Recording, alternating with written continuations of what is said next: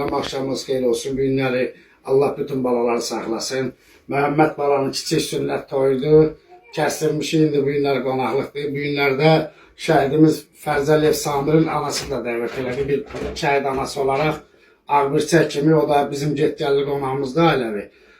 Elə Məhəmmədi təbrik eləməyə o da qoşuldu bizim sevincimiz. Allah canı sağ eləsin, Allah şəhidlərimizə rəhmət eləsin. Amin. Allah qazilərimizin canı sağ eləsin, veteranlara dəyməsin. Amin. Ben de tebrik ederim. Büyük oğlanlardan Çok olsun sağ ol, Sadık çok sağ ol. kardeş.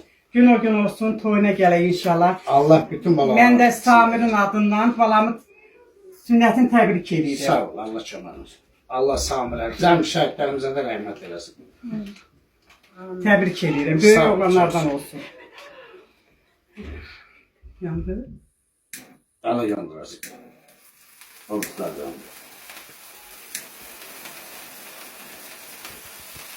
Bunu başka yanardı. Yandı. Benim yanardı. Yandı, onu yandı. Gün o gün olsun toyuna. Sağ ol, Amin. Allah sizlere de. Allah bütün şəhidlərimizə rəhmət eləsin. Allah qazilərimizə və veteranlarımıza can sağlığı versin. Öpürəm bütün şəhid valideynlərinin əllərindən. Çok sağ ol. Şimdiden Allah razı olsun.